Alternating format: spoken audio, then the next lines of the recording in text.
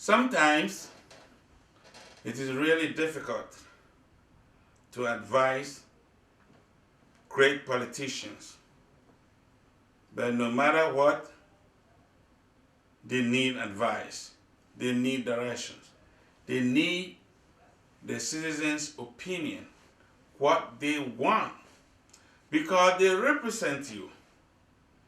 They are there by your consent, because American system is a popular sovereignty. By your consent, they are elected to rule, and so they have to know what you want for them to be there. And if we are to advise any Democrat that wins election in the 21st century to be in the White House, what are we going to tell that Democrat leader? For instance, if Hillary wins and any other Democrat that wins to the White House, we have to tell that individual that we need job creation. Why are we giving them this responsibility if they are Democrats? Because they claim to be progressives. They claim to be liberals. Since the Great Depression, 1929, to today, 2016, it is only progressive liberals who have been able to create employment to fall below the natural rate of unemployment, or what we call the full employment level, with the exception of two, that is President Carter and President Obama. But even when we look at that, President Carter's numbers came down to 5% level, and Obama's numbers have come down to 4% level.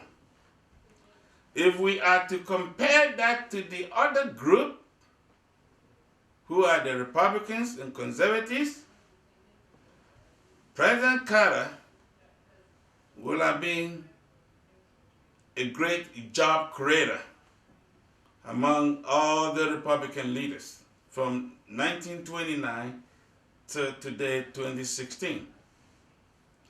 If Obama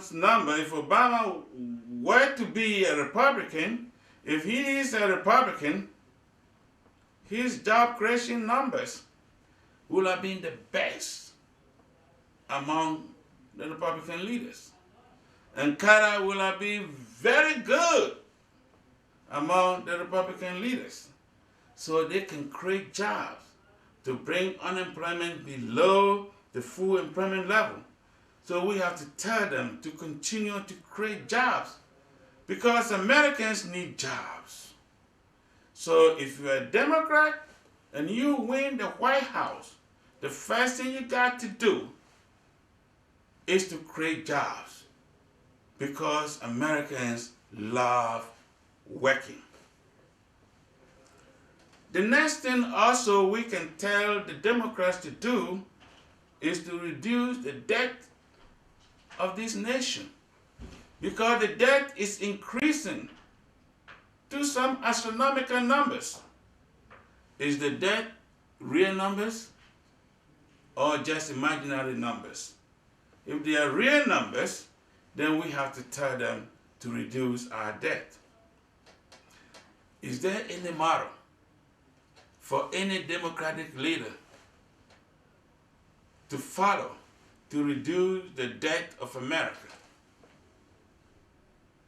When we look at history, we can say you can follow President Truman's approach by creating $9 billion surplus. That was good. Or we can look at Kevin Coolidge by creating $6 billion surplus. That was good.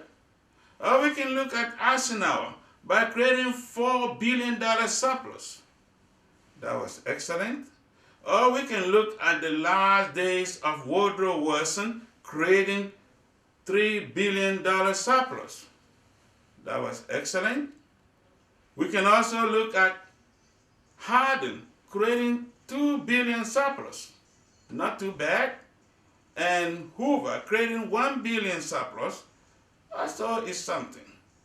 But do we have any model that the present Democrats can follow which can reduce the debt of America drastically?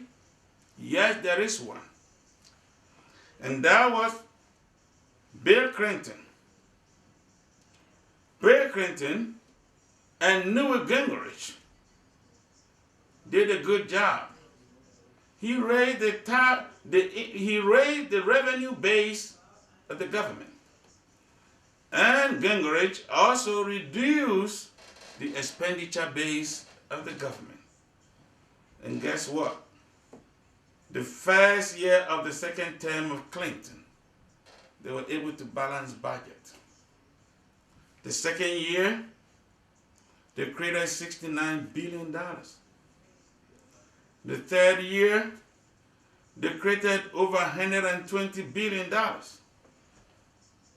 Then the final year, they created over $200 billion surplus. That was excellent. This is the model that any modern Democrat to win the White House should follow. And if you follow that, you will do a great job for America by reducing the debt of America, because the debt rate is becoming more dangerous. It's not helping savings. Why? Because the Federal Reserve Bank had to accommodate the fiscal policy by not increasing the debt, by increasing interest rate. So interest rate has been very low. When it is too low, it doesn't encourage savings. And when there is not much savings, it prevents new investment. And so we want Democrats looking at the model left by Bill Clinton, William Jefferson Clinton. That is a model they can look at and then follow to create jobs, to create surplus for America. We need that surplus to reduce our debt. Other than that, the debt is going up unnecessary. Unnecessary. Cut it out. If there is war affecting that, cut that wall out and find people with diplomatic skills to solve international problems. Solve the debt problem if you are a Democrat who wins the office of the White House. Also, we will say that maintain steady inflation. The way the debt is going up and at the rate of the interest rate today, there is always the fear of inflation. So any Democrat that goes to office, be careful and make sure to maintain relatively low inflation, as all other leaders have done, to make old money to look good. Also, if you're a Democrat and you win the White House, you have to maintain world peace. President Carter was a master of peace. He tried to maintain peace in the world. President Roosevelt, Teddy Roosevelt, they've all been good as progressive in maintaining world peace. And as progressives, war should be the last resort, like Woodrow Wilson or Franklin Roosevelt. Last resort. War is the last resort. So any Democrat going to office, try as much as possible to maintain world peace, because peace in the world is to the prosperity of America.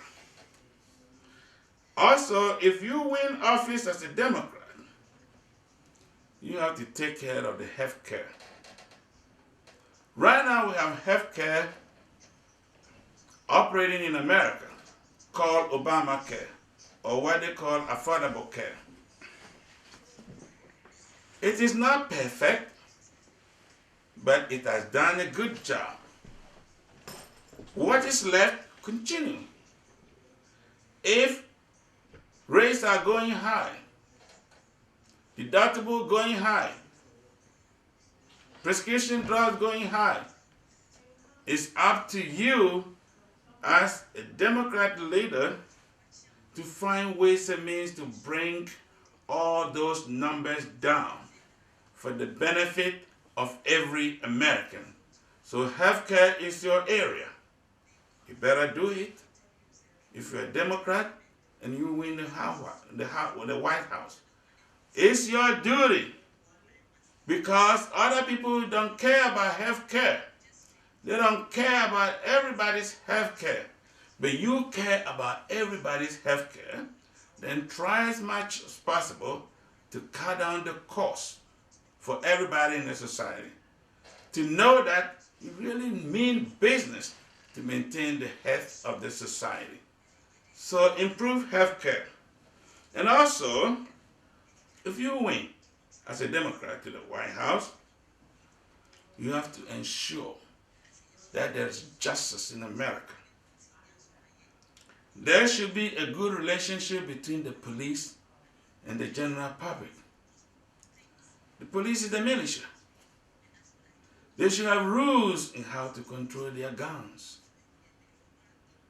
Call the police. Let them have good education if some of them are losing it, so that they will know how to communicate with the community to ensure that the police work become more beneficial to the society. We need justice in the society. So if you're a Democrat, this is your area, because you are progressive, you are liberal, you are all in everything. You have every bit of ideology in the party. So we want more justice in the society. Also, as a Democrat, you want the welfare of the people. So there must be equal pay. Equal pay between men and women doing the same job. For everybody to be satisfied. That's your responsibility. You got to do it, because you have promised the people that you can do it. It's your area. Therefore, do it. If you go to White House, any Democrat within the 21st century and beyond, that is your responsibility, to make sure that every American receives equal pay. Also, we have to make sure that you reduce crime. There is too much crime going on in the society. Everywhere firearms kill people. In a year, we will have about 303,600 people killed by firearms. In 10 years, we can have over 300,000 Americans killed by firearms. And we claim to be the most peaceful nation in the world. And the way we kill each other. We want crime to go down. So there should be a better relationship, a better control of guns in the society. Even though we defend the Second Amendment, but the Second Amendment doesn't mean children must have access to guns. But today, children have access to guns in the street. When we say Second Amendment, it doesn't mean that people who have mental problems should have guns. Control that. People who have criminal records, control that.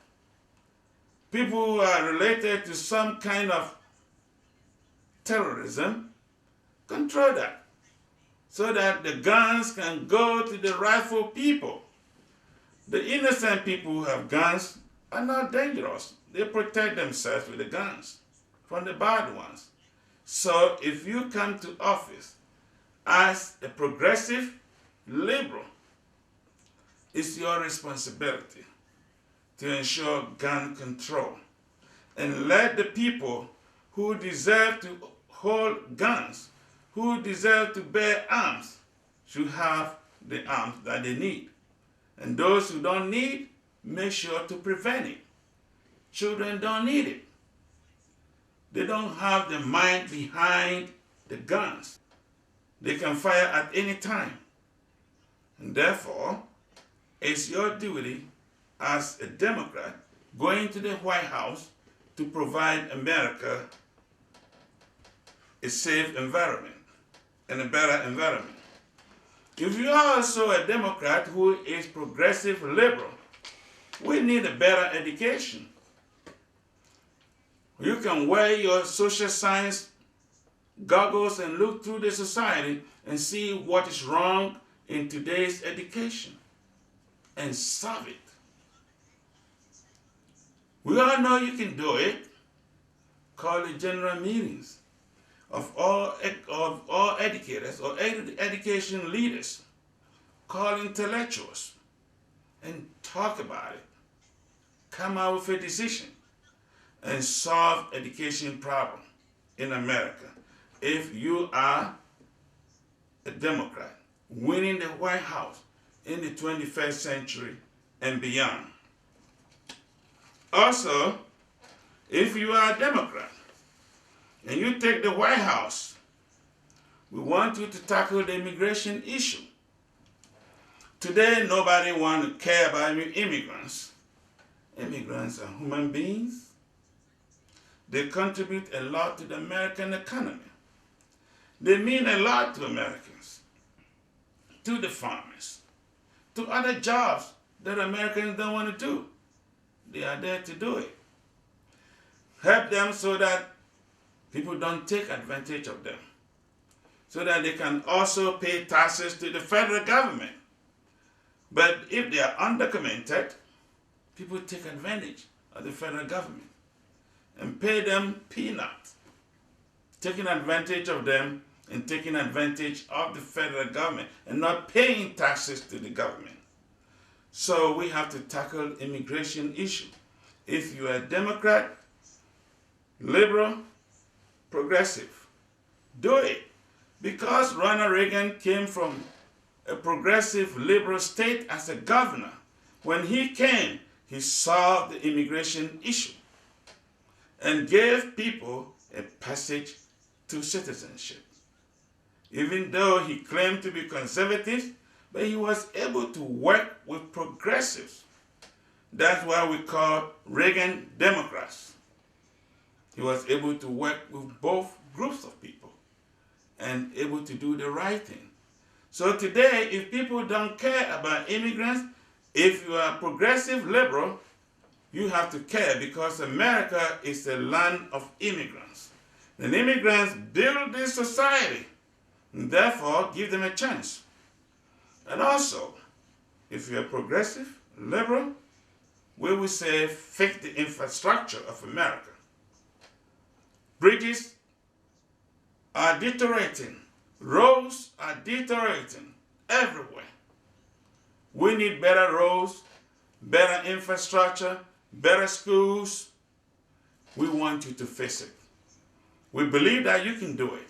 So in the 21st century, any Democrat that wins to office, or if today Hillary Clinton wins to the White House, we want you to face the infrastructure in America because they are breaking down. If they break down completely, America will look terrible. We are a society that everybody is looking at. And if we can't fix our own infrastructure, that's a big problem. You can do it, and that's what the society wants you to know, what you have to do to satisfy them. and you being a leader to be glorified by doing these things as a Democrat. On the other side, if you are a Republican and you win office, you win the White House, and if you go there, whether you are Donald Trump or anyone who is a Republican conservative who wins that office, the office of the White House, what do you have to do to please the people that gave their consent for you to be their leader? First of all, Americans love jobs. They like to work. They love to work. So if you go there as a Republican, we want you to create jobs. Reagan was doing it, but it came late in his second term. If it had started from the very beginning he came, he could have created more jobs than before. But his tax cut policy, people did not take the measures upon which the tax cut was meant for. So it became a little disaster. But despite that, in his second term, he did very well to bring unemployment from 10.8 down to 6%, which is good. That's why I'm saying that if you're a Republican and you win to the White House, you have to create jobs because Americans love to work. Also, if you win, the tax cut policy have to be examined critically because the tax cut policy has become like a social welfare money for the rich, a safety net for the rich. They get the money and will not create any job. Individuals work, get wages and salaries, and they are taxed, payroll tax. How is the businessman taxed? The businessman's tax is based on the business person's what? Profit. If you have profit, you got to pay tax. Some business people invest in financial institutions, so they come out with interest. If the interest is high, that is their income, which has to be taxed. Some also invest in land, in machinery, and in housing, so they receive rent. If that is so, rent is an income which has to be taxed. So the rich people get money through this, and they have to be taxed. And so having paid the tax, the money is for the government. So if you are cutting down taxes, it's the government money, government revenue, which is being given to the rich people. So we have to examine the tax cut policy. It's not yielding the results that we really want. So if you cut down taxes, like the way Kennedy did, by cutting down taxes for which people? For the middle class? For the lower class? That will generate more economic activities in the society. So we have seen that the tax cut to the business people is becoming a social welfare money for the rich. So we got to tone down that aspect if the society is not improving by the tax cut policy. We can go both ways, either tax cut or increase tax. Whatever you find yourself good as a Republican, you got to do it and make sure to improve the economy of this country. Also, if you're a Republican, you have to prevent any increase in inflation because that is your area. You are too good at it. Ever since Republicans became conservatives, they are too good in preventing inflation. other than Nixon and Ford. Every Republican has been able to maintain relatively inflation rate. So this is an area you are so good. Continue to maintain that, to improve the economy, to make old money count. And that will be good for the society. If you are a Republican, I would say try as much as possible to reduce the debt of America. How will you do it? We have to learn from Newt Gingrich by reducing expenditure. You all believe in reducing expenditure to create surplus. Why don't you do it? So if you're a Republican, you can reduce the debt of America, not always going there to increase the debt of America by creating other unnecessary war by President George Bush, who left a legacy that whoever be the next president, no matter what, you can't reduce debt. Because for 10 years, we still are war. And so it's difficult to reduce the debt. Unnecessary things that create debt, cut it off. As a Republican, cut expenditure to improve the economy so as to reduce the debt of America. Also, if you are a Republican, solve the immigration issue.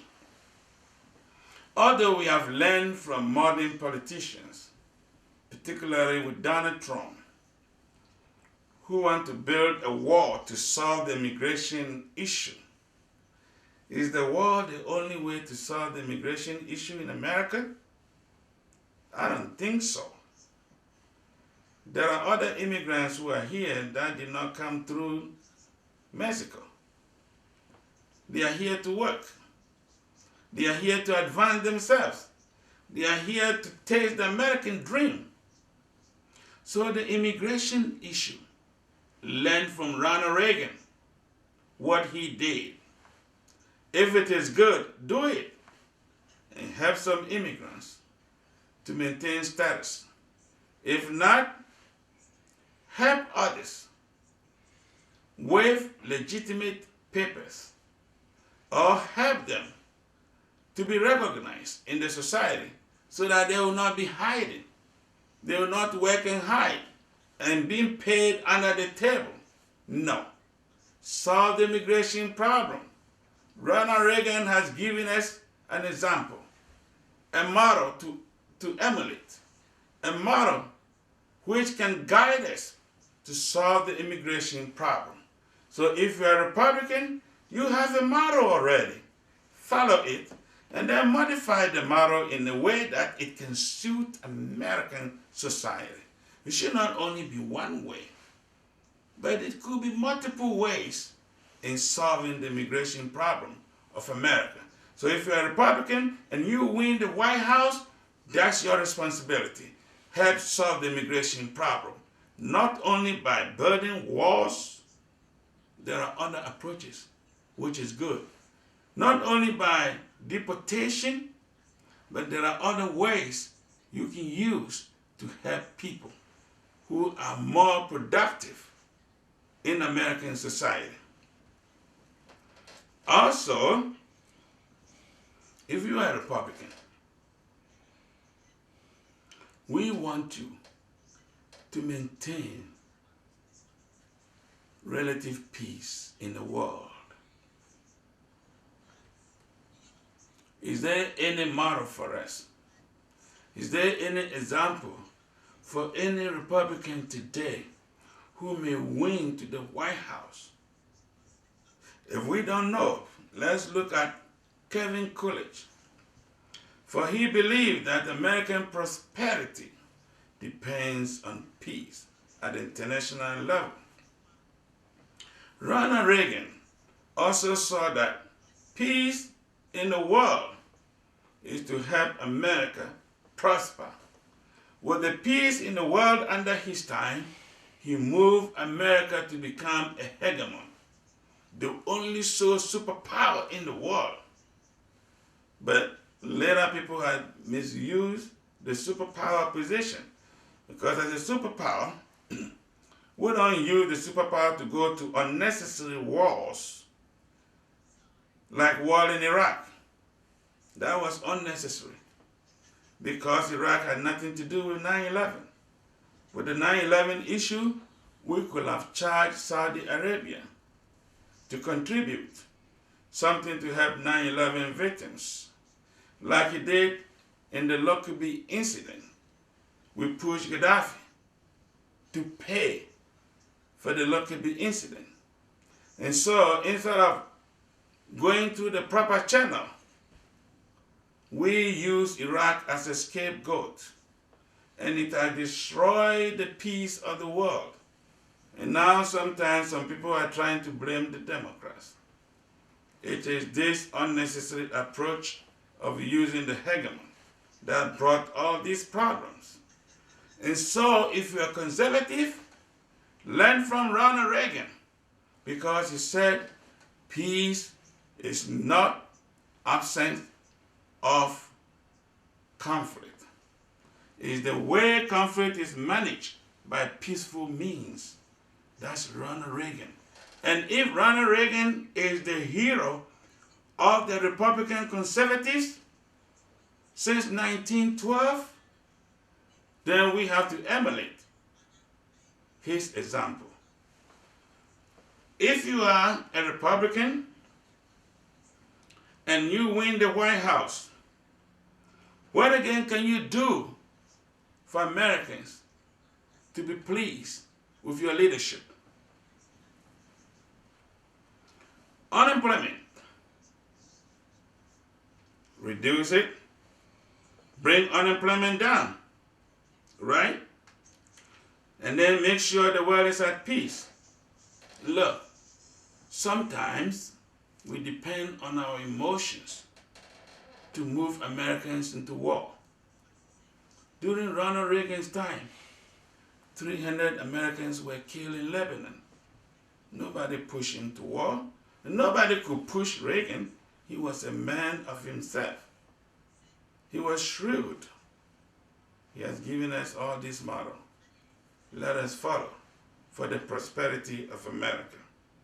And make sure through that we can also reduce unemployment. So we say that as Republicans, if we win the White House, these are some of the things you got to do to make Americans well pleased with your leadership. Because you are conservative, you are unique, individual. You are unique in maintaining the order. So why don't you help Americans to find what they want? That's what they want you to do. So if you are a conservative Republican, Americans expect much from you. So do it so that your leadership will be glorified. Still, we say that if you're a Republican and you win the White House, what again can you do to please Americans? Americans want good negotiation in trade. We don't have to antagonize other countries. We don't have to start any trade war, either with China, with Russia, or any nation which is giving us tough time. No, we have to negotiate very well. And when we are negotiating, we have to think about comparative advantage instead of absolute advantage. Comparative advantage, we are in a global world and global competition. And so when we are negotiating, we also have to take other people's interests into consideration and make sure to balance trade. Look at it. If NAFTA is not working good, it doesn't mean that the intention behind NAFTA was bad. But just because it has not worked to the advantage of America, we are in a global world, and therefore something that has not worked well with America, we modify it.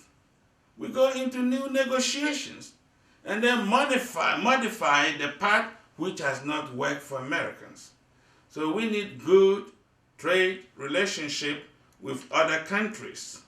And also, if you're a Republican, you have to face the broken schools in America. American education is falling. And if you believe in standard, if you are conservative, who believe in order, who believe in the old system, then the old system is better than today. If you believe in the old system, you got to face the educational system of America. Don't throw in any unnecessary solutions. Like talking about voucher, talking about no common core. These are not solutions. America needs a common curriculum to guide all states. We have great intellectuals who can come up with wonderful curriculum. And curriculum is an ongoing process, and it has to be changed over time. So we need something to guide. Those are not solutions to say that we don't need a common core or we need voucher system. Those are not solutions. I've already talked about that. And you have to look at it. How to face the broken educational system. Look at the inner city. How education is rotten. And a rotten education will tell you what kind of society you got. Because without education, there is no problem that can be solved without it. Education is an ornament in prosperity and a refuge in adversity. So we got to face it. So if you're a Republican, you have that responsibility. Don't solve education through sectionalism. Solve it through entire society. Let intellectuals work it out. Education shouldn't be a business. Shouldn't be run like a business. That's what we have to do to face the broken educational system. Also, looking at American economy, you don't have to run American economy like the way individuals run business, because business is profit-oriented, profit maximization. But government is not run on that basis. Government does not depend on profit to operate. Government depends on tariff and taxes. So don't run the government as the way individuals run businesses. There is difference between microeconomics and macroeconomics. Run the country on a macro basis rather than running the country on micro basis. If you're able to differentiate the two, you'll be able to do better. As a Republican, everybody believes in the Second Amendment, gun issues. But gun issue does not mean foolishness.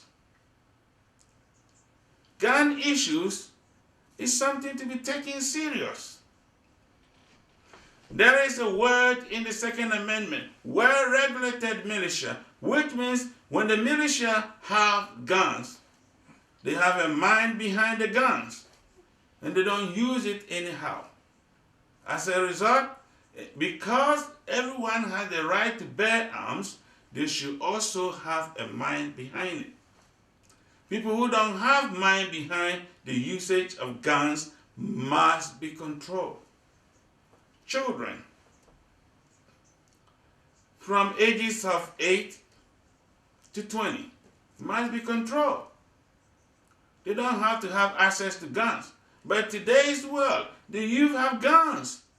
Some of them can even take it to elementary school and kill their fellow students and some teachers. Because of these senseless killings, we have to control guns from people who are not supposed to hold guns. And we all know them. Criminals, people on terrorist lists, children, people with mental disability. We have to control that. And I know in this area, both Democrats and Republicans agree. So if it is so, if you're a Republican and you go to office, make sure the right people have access to guns. And when the right people have access to guns, they use the gun to protect themselves. They are not dangerous because they are right people. Defend the Second Amendment with shrewdness. Also, if you're a Republican and you win to the office, build American military. But don't build the military in a way that you take them to war unnecessarily. Ronald Reagan built American military, didn't take the military to war. He just strengthened the base. So we have to strengthen the military. But that doesn't mean that we have to fish around looking for war. That is not what it means. And also, if you are a Republican, you have to look around and see our infrastructure. It's falling apart. Be more diligent, be more shrewd, and face infrastructure before they break down. Just look at Hurricane Katrina. It made America to look like a third world country. We don't have to let that to happen. Let's plan ahead. If you are a Republican, hey, this is the area you can do best. And if you win to the White House, face the infrastructure of America. In that way, your government will be glorified. And the people will be pleased with you as a leader of America. So that is what to you if you are a Republican leader who may win to the White House one day. Let's do this. And you'll be praised. You will have a place in history. In our world today, we really need peace. We need peace in the world. So whether you're a Democrat or a Republican leader, if you win to the White House, we need real peace. Peace for the world. America has been a peaceful society. America has been a society which is so benign. Everybody look at America as an example. But why have we turned out to be more belligerent these days? We all know the war in Iraq, to some extent, can be a criminal act. To some extent, we can say it's in good order. No matter where we take it from, we have to do better. We have to examine issues critically before we make a decision to go to war, rather than going to war and regretting later. Many Americans have regretted today by going to Iraq. So we have to have good training in diplomacy. Look, in 1884, Bismarck of Germany used diplomacy to prevent war in Europe and Africa. The scramble for Africa would have led to great war in Europe. But Bismarck used his diplomatic skills and prevent any war in Europe and in Africa. That was great. We need people with great diplomatic skills in America. And war should be only taken as the last resort. It happened during Woodrow Wilson's time.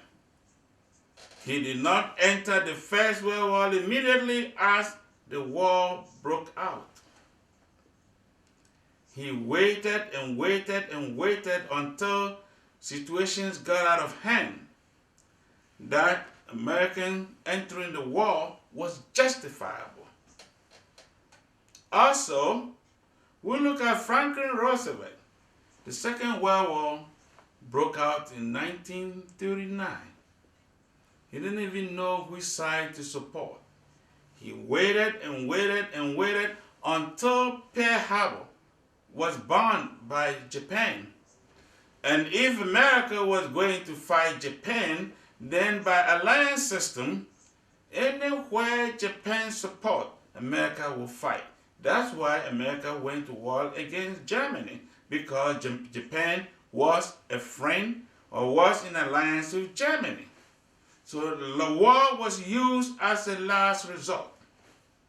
Let us do that and prevent unnecessary war. All these Arab Spring and all that, leave those people in peace and deal with them diplomatically. If it is Africa going to kill Gaddafi, what was the use? Africa is a continent and it has leadership, it has a union. Communicate with the leaders within the union and see how best to solve the problem. Gaddafi came to office without spilling blood. He did not spill blood, bloodless coup, and he came to office. If he looked very bad in the eyes of the world, find ways and means to deal with these leaders and make sure that the society can move on smoothly from one leader to another. Human beings are human beings. They can always listen to others. We don't need to kill people unnecessarily to create unnecessary conflict and chaos in other areas, which comes back to us. Because if they are running away from their country, we got to take the immigrants. And we don't want immigrants, right? So it is time for us to look into how diplomatically we can use to solve the world's problem. We need it, whether you are a Republican or you are a Democrat. Our foreign policy approach must change. We must move away from belligerency to a benign society that everybody wants to emulate. We have to demonstrate real civilization rather than thinking about wars and wars and wars all the time. War is not the answer. Education is the answer. Education is the answer. So if we go to war and allow our education to fall, we are damaging the civilization that has been built over a long period of time. We need peace in the world.